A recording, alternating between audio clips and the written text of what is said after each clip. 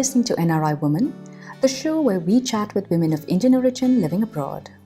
We hope in sharing these stories, you know you're not alone, learn something new and be inspired by some of the other amazing women we share this world with.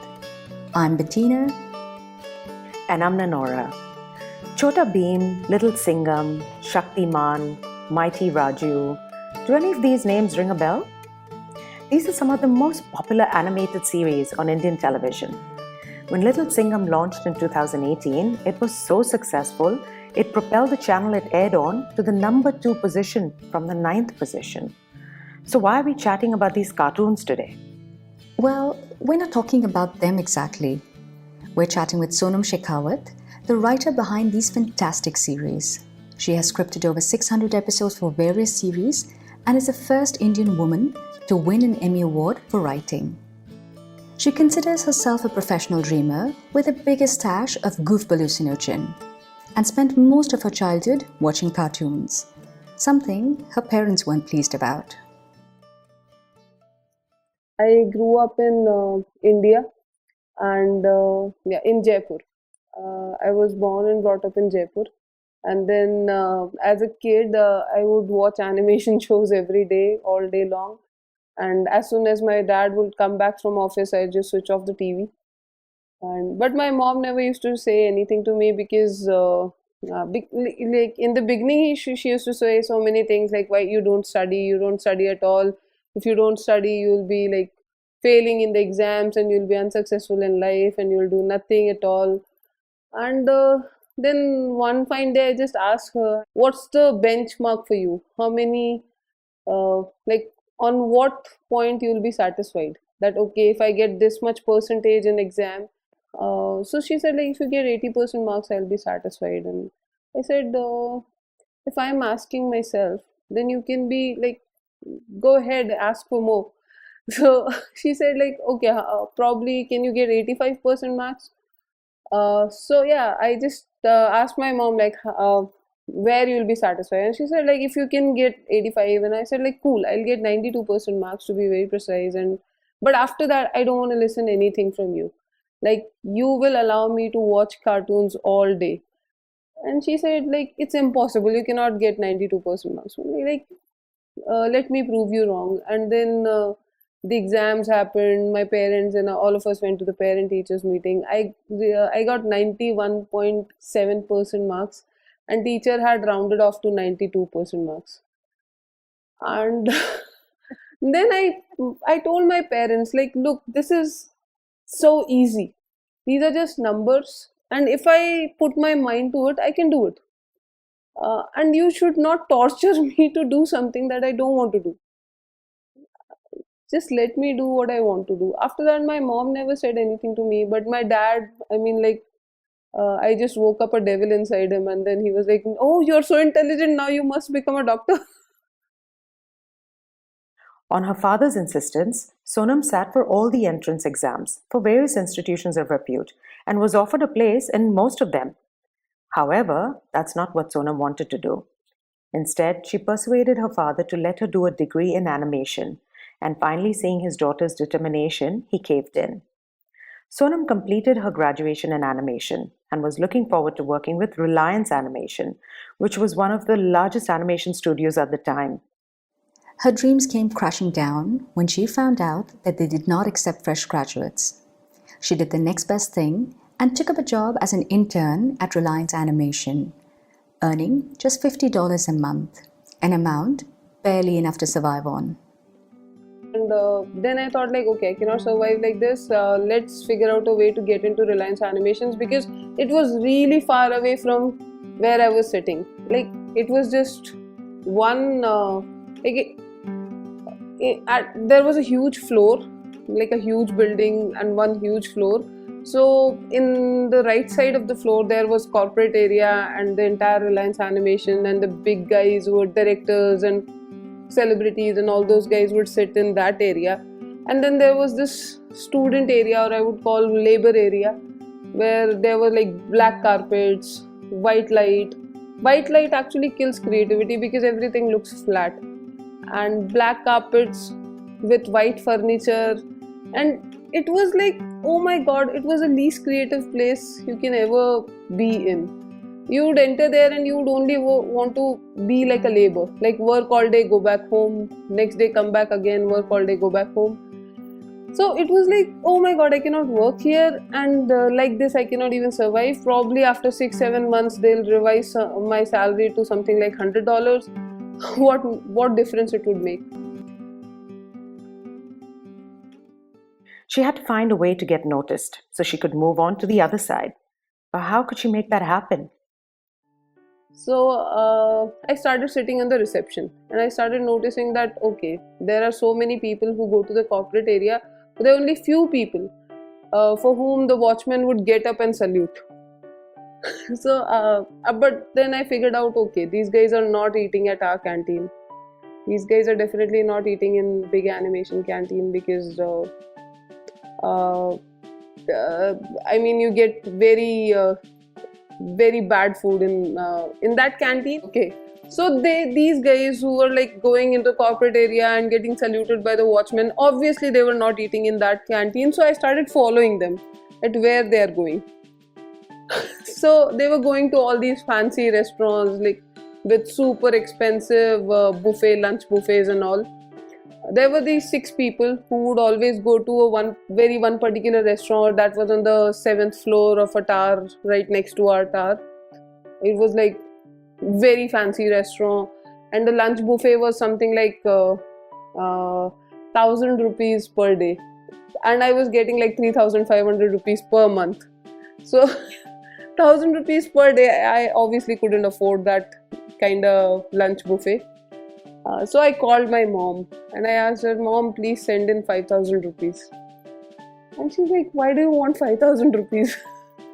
And I said, like, just send me 5,000 rupees. I'll tell you later why I need them and I'll return them to you. Just send me 5,000 rupees. My mom was like, if you're struggling over there, then come back. No, you have a luxurious life over here. Why did you leave us? And your dad is always worried about you. You don't call us. Now suddenly you're asking for money. So I said, like, Mom, please, this is the last chance I'm taking. If this plan doesn't work, I'll come back. And she's like, okay, cool. So I'll send you 5,000 rupees. I'm like, cool. So with those 5,000 rupees, my plan of getting into Reliance Animation started. So first day I followed these guys and went to the same restaurant, paid the money and had very nice lunch buffet. I had so much food and I was only busy eating food. They didn't notice me, I didn't notice them. I just had a lot of food because it was really good food. Second day I was like really determined that they should notice me. So I again followed them, went to the same restaurant. But like they would get up to get food and or whatever, and I'd also get up at the same time. Second day they didn't notice me, 2,000 rupees gone. Third day I went back to the same place, and third day again they didn't notice me. 3,000 rupees gone. So I thought like, okay, probably 3 days gone, they didn't notice me. Probably they'll notice me on Thursday or Friday, or let's see. So again, I thought like, I started spending more time on the reception because so that while they're entering, I would just say good morning. They see my face and react, and I was doing all this kind of crappy stuff, shady stuff, I would say. So yeah, but 4th day they didn't notice me, 5th day they didn't notice me. 5,000 rupees over. Maybe they saw me, but they didn't call me on my table. I thought like, okay, salary money has to come out now. So I thought like, okay, 1,500 rupees was the room rent. So I still have 2,000 rupees. So probably I'll go back to the same restaurant Monday. Yeah, I went back to the same restaurant Monday. 6th day, they didn't notice me. I'm like, what the fuck? That was my last chance. Now I have to go back home. And but then I kept thinking the entire night. I didn't sleep the whole night, and I came back to office, and then I kept thinking, and then I said good morning to everyone, and they didn't even look at me or notice me. So I thought like, now I don't have any money. I need 1,000 rupees for food. I need 1500 rupees for my room rent. I cannot go to the restaurant today. But then I thought like probably I will not eat the whole month, or probably I'll try and get some more money from my mom. Let me take one more chance. I should go to that restaurant. 7th day I went to the restaurant, and I just went inside at like, okay, let me have some food and relax, and I started taking food, and again they were not noticing me, and I was just, okay, let me have this very good food because I'm not going to eat for the next maybe I'll not eat the entire month, or I'll be sharing food with the other students or interns, so let me just have my meal today. So I took as much as I can. I like put a lot of food on my plate, and then I was walking towards the table, and suddenly these guys were like, hey, we work in the same office, right? They had accent. So like, oh yes, we work in the same office. Yes, you're correct. So and then the next guy is like, oh, so come join us. I'm like, oh yeah, sure, I'll come join you. Obviously I want to join you. I wanted to join you forever, man. Like, you took forever to notice me. Looking back, it sounds silly to Sonam that she did this, but it's precisely the slightly reckless and quietly confident part of her that got her noticed. She finally had an opportunity to share her work and her love for writing with the ones who could help her achieve her dreams. And then, her dream lunch was over. It had gone exactly the way she had wanted. She ended her meeting with these people by impressing them. But then what? So the lunch had to end, and we had to go back to the studio, and I was walking towards the labor area, and they were walking towards the corporate area, and I was slowly drifting towards the labor area, and they were walking in that direction, and then suddenly one of these guys got a call. Actually, this call was like, and the guy who picked the call addressed the other person on the call as sir. I'm like, who is there, sir, man? Like, they are the directors, line producers, they're the top guys of Reliance Animation. Who are they calling sir? And then this guy looked at me and like, where are you going? Come with us. I'm like, yeah, that's what I've always wanted. I wanted to come into the corporate area of Reliance Animations. And suddenly the door opens. Yellow lights comes from inside. Like, instead of white light, there was yellow light. Carpets were beige, okay? Like, beige carpets are in 5-star hotels. So if they get dirty, they get cleaned, they get vacuumed, and there were wallpapers on the walls. The chairs had leather. I mean, these were like no ordinary chairs. These were leather chairs, okay? We had cloth chairs in our labor area, okay? And they were also black in color. These were like beige, dark brown leather chairs. Contrast was there, and they were winged, very comfortable, and the desks were wooden, okay? We had white desks, some industrial furniture, whatever. So this was very and so much glass everywhere. And suddenly these guys were like, they just entered a room, and I just followed them because I was anyways following them, and they said like, come join us. And then they entered the room, and inside that room was a sound room, recording kind of a recording studio kind of thing, totally cushioned. And that was like also not ordinary cushions made of cloth or sponge and stuff. Those were cushions made of leather, everything leather everywhere. So I entered, and very top of the line sound equipment and everything was there. And inside there was a guy who I knew. He was the CEO of Reliance Animations at that point of time. I'm like, okay, they're calling him sir. I didn't even know if he came to office every day because I had never seen him. There is a great quote, luck is a matter of preparation meeting opportunity, and Sonam had made her luck. Here she was in a room with the CEO of Reliance Animations.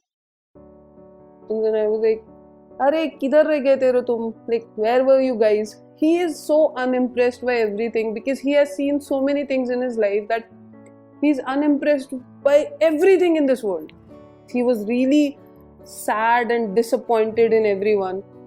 And he was like, where were you guys? I've been waiting, this lyricist guy is writing lyrics for such a long time and he has not come up with a title song and he's just wasting my time. What are we supposed to? And then suddenly this guy points at me and like, sir, we have a writer in our studio, we didn't even know it. Like we have an onboard writer with us and we didn't have the knowledge of this. So Ashish so this yeah, CEO of Reliance Animations, he gets confused that we don't hire writers in-house. How come we have a writer? How come we have an in-house writer? But still, man, like, because he was so disappointed and confused and whatever. So he said like, okay, we are writing this title song of Shaktiman animated series. Give it a go. I'm like, right now? I'm like, yeah, write the animation series title song. I'm like, cool, I'll write it. And then there's this very famous lyricist who was also writing the lyrics of this animation series title song, and he was just writing something and then throwing paper away, and everyone was brainstorming and discussing stuff and everything, but people were just crumbling the paper and throwing it away and crumbling the paper and throwing it away. And I thought, look, okay, I'll also crumble some paper and throw it away. So I just crumbled some paper and threw it away, and then I started, because I was 20 years old, okay, I was not even a proper adult. I was an adult, but yeah, I was a kid. So I started sitting, like I just sat in one place, and then I sat quietly without saying anything, because everyone was like so tensed and worried and scratching their heads. And then I started moving my legs and I started shaking on my chair. And then this guy gets irritated, like, what are you doing, man? I told you to do something. Do your job. And I said, like, I've already written the song and I don't want to throw more paper in the dustbin, because it's like I don't like wasting paper. And they were also like, okay, now what are we supposed to do if you have already written the song? They're like, can I stand up and sing the song? And they're like, okay, if that's what you want to do, just stand up and sing the song and then probably you can get out. So I just got up and I sang the song, and that became the title song of Shaktiman animated series, and that was my first break, and that's how I became an animation writer. And next day I got a job in Reliance Animations, a full proper job with proper salary in which you can actually survive. I returned the money that I borrowed from my mother, and yeah, that was the most amazing moment, and that's where my life took a turn. And yeah. After Shaktiman, Sonam worked on Chhota Bheem. The animated series was the #1 show in 11 countries and became so popular it surpassed even Disney in merchandise sales in India. And what did her parents think of her success? That time my parents were like, okay, she has really achieved something, and finally they were proud of me. And then my dad said like, okay, now we are also proud of you, now can you get married? And this is what you wanted to do. You've achieved your dreams, you've done everything, now can you please get married? I'm like, yeah, now I have nothing to, like, I don't want to rebel, and I still want to be their good daughter, you know, and I want to go back home, because I have been away from home for a long time. And obviously I was missing my family. So I thought like, okay, I'll come back home, I'll get married, settle down, have kids or whatever, and yeah, I mean, like, I'll see after what happens after that. It may be hard to grasp why someone successful and independent is willing to follow the wishes of her parents. Part of it is culture, but the most significant part was that by 23, Sonam had worked on the most successful animated series of the time in India. She had won numerous awards and had worked on a few international projects too. She had achieved her dream with her parents' support, and it was time to fill the other pockets of her life. So at 23, she was married, and a year later, her son Athar was born. In marriage, Sonam found a very supportive partner in Himanshu, the yin to her yang. She continued to work, and her next big break came working on the show All Hail King Julian for Netflix.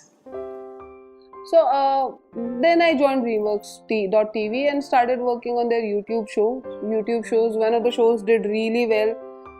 I started producing that show. Then I started working with one of the mainstream shows on Netflix and these A-League writers in DreamWorks Animations, and I started working on a very popular show that was topping the charts, and it was also getting nominated for Emmys. Like, it got nominated in 2013 and then again in 2014. So it was a good opportunity. I worked on that show for the entire third season, and finally in 2014-15 we got nominated again, and the show won an Emmy Award for Outstanding Writing in an Animation Program. So there was my big break. After winning the Emmy, Sonam scripted many new shows, one of them Little Singham, an animated series based on a Bollywood film. Its popularity propelled Discovery Kids, the channel, it aired on to the number 2 position from the 9th in India within just 2 weeks. And the list of shows that Sonam has worked on just goes on. It almost looks easy. The success, though, didn't come easily. See, before getting success, you always get rejected. After getting out of Reliance, I was so confident, actually overconfident and very childish. I went to Disney, like straight away to Disney. Like, I am already an established writer. I have written this show for Nickelodeon. Yeah. Now you should accept me as a writer in Disney. I just went there, okay, and obviously I got rejected, and they just said, like, get out of our studio. I was totally like thrashed. I was so insulted and I was crying for several days. So definitely I had these moments of self-doubts and really heartbreaking and crashing moments. Even before so I had 6 days where they didn't notice me at all. So obviously I had self-doubts that did I take the right decision? I should have never come to Pune. I should have always listened to my parents. Why did I come over here? So there were several moments of self-doubts. The turning point in my life was I started believing in God. After this incident that happened in Disney, there were 2 things I could have done. I could have just simply gone back to my home and told my dad that now I'm unsuccessful. I fulfilled my dreams. There is one show on TV. Now I don't want to struggle anymore, and get me married to some rich guy. Or I could have worked hard to actually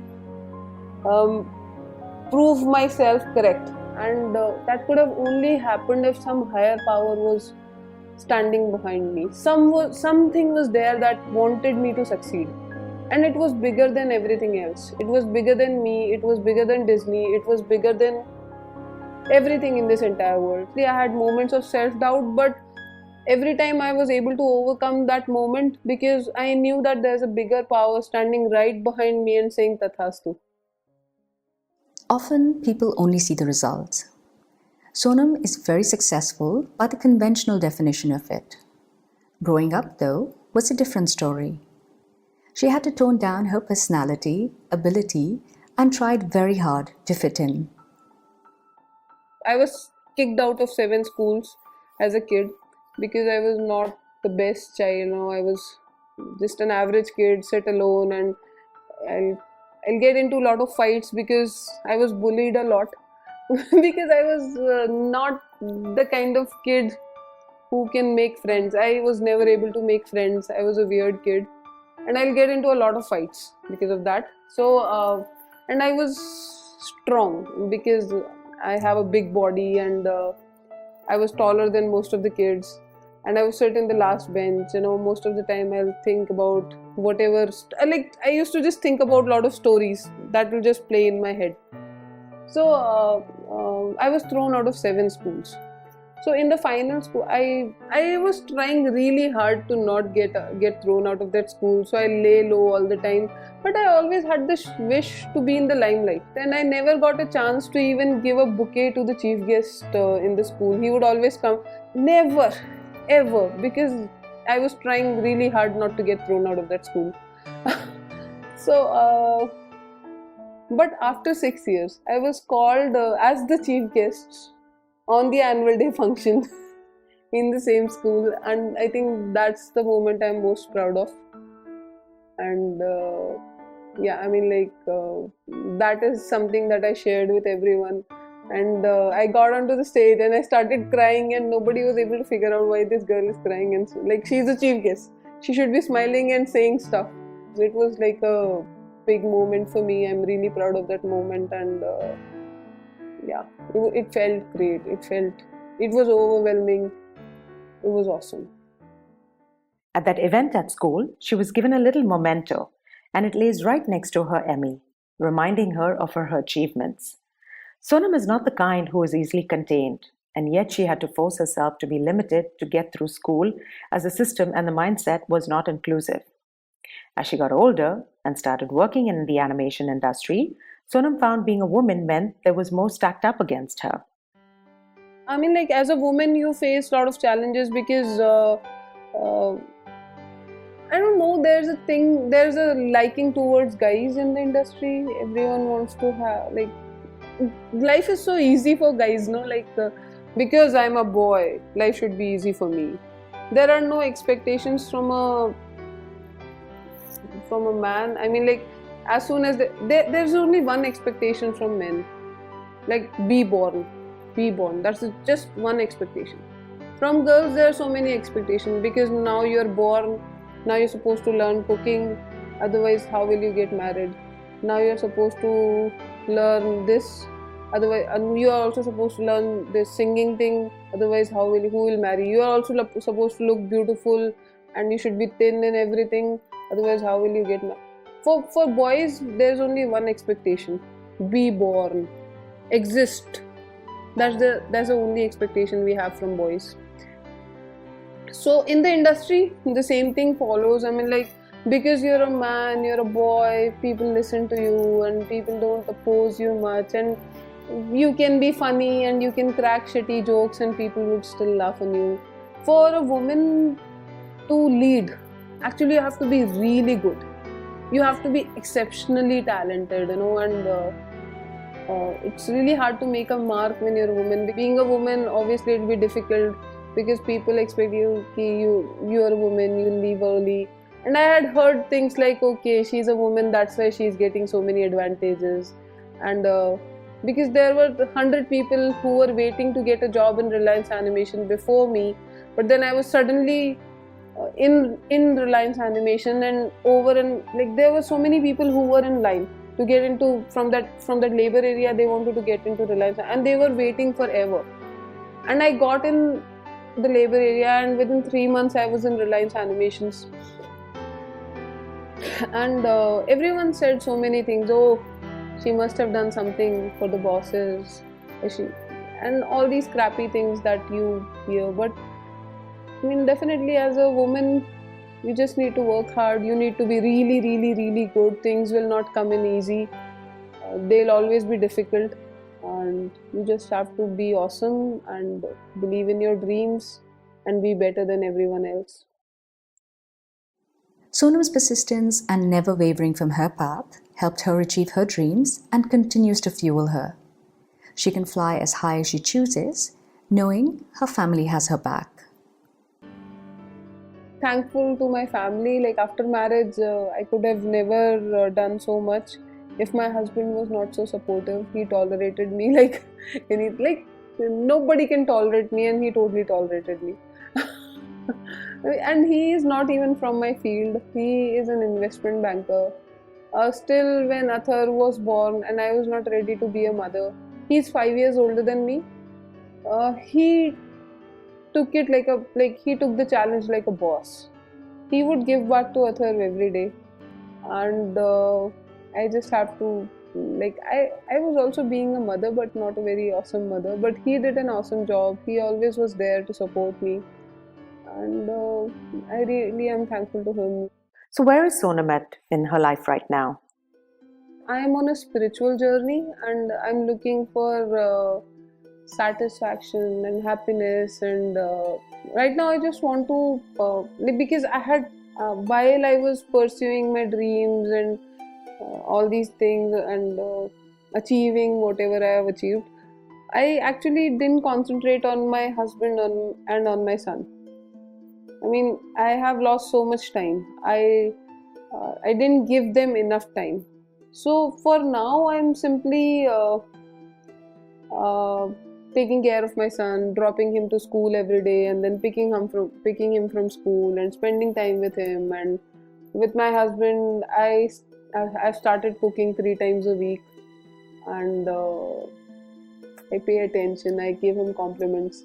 That's what I'm doing, and I'm doing some inner work. I'm doing some meditation. I've learned breath work recently, and I have started playing happy drums. I'm learning Japanese right now because I've always been fascinated with Japanese content, and that's what I'm doing right now. Painting, sculpting, all the things I used to do as a kid, and reading some books, and also like because right now I'm on a position where I've fulfilled all my dreams. So right now my main concentration is to devote my time to my family and give back to the community. Like, I've adopted 2 schools, and I am actually funding the education of 400 children in these 2 schools.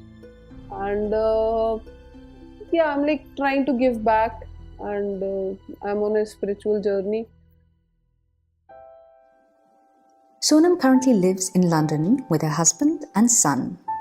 She's come a long way from that girl in Jaipur who convinced her parents to let her pursue animation, a career nobody had heard of, to winning an Emmy Award.